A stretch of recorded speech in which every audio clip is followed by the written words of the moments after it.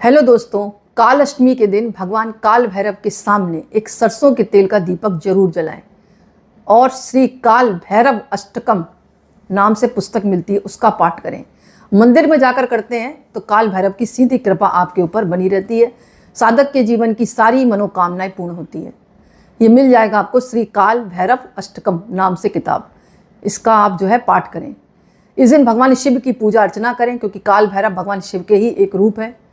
21 बेलपत्र भगवान को चढ़ाते हुए ओम नमः शिवाय लिखकर चढ़ाएं चंदन से, पीला चंदन या सफ़ेद चंदन से ओम नमः शिवाय लिख दें अनार की टहनी से और भगवान को चढ़ाएं। शीघ्र ही मनोकामना पूर्ण होती है। कहा जाता है काल अष्टमी के दिन काले कुत्ते को रोटी जरूर खिलाएं, कुछ मीठा लगाकर। इस उपाय को करने से काल भैरव के साथ साथ शनिदेव की कृपा भी बरसती है। अगर काला कुत्ता नहीं मिल रहा है तो कोई बात नहीं, किसी अन्य कुत्ते को भी आप खिला सकते हैं। अगर घर में किसी तरह की परेशानी है तो काल अष्टमी के दिन काल भैरव के आगे खुशबूदार 33 अगरबत्तियां जला दें। आपकी सभी परेशानियां दूर होंगी और मनोकामनाएं पूर्ण होंगी। याद रखें, 33 अगरबत्ती। काल अष्टमी के दिन से शुरू करें एक उपाय। 40 दिन तक काल भैरव भगवान के मंदिर जाएं, अपनी मनोकामना बोलें। कहा जाता है और नियमित काल भैरव चालीसा पढ़ें।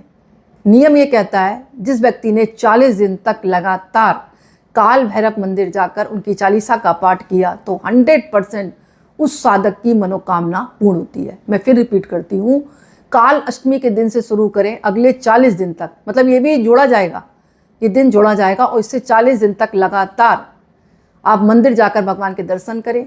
वहीं पर बैठकर काल भैरव चालीसा का पाठ करें। चलो, चालीसा पढ़ने का टाइम नहीं तो दर्शन करने का तो टाइम है। दर्शन करके प्रसाद चढ़ाकर आप नियमित अपने जो कार्य करते हैं, व्यापार क्षेत्र कर रहे हैं, दुकान चला रहे हैं, स्कूल पढ़ाने जा रहे हैं या कोई बैंक में काम कर रहे हैं, आप चले जाएं। सिर्फ दर्शन करके प्रसाद चढ़ाकर नियमित ये कार्य भी करते हैं। अगर टाइम मिलता तो चालीसा का पाठ करें। कहा जाता है कि अगर 40 दिन तक लगातार काल भैरव मंदिर में जाकर अपनी मनोकामना बोली तो शीघ्र ही मनोकामना पूर्ण होती है। इसके अलावा भगवान काल भैरव की उत्पत्ति शिव के रौद्र रूप से हुई है, तो इस दिन विधि विधान से पूजा करने से काल भैरव भगवान बहुत खुश होते हैं। इस दिन भक्त भगवान काल भैरव के सौम्य रूप बटुक की पूजा भी करते हैं।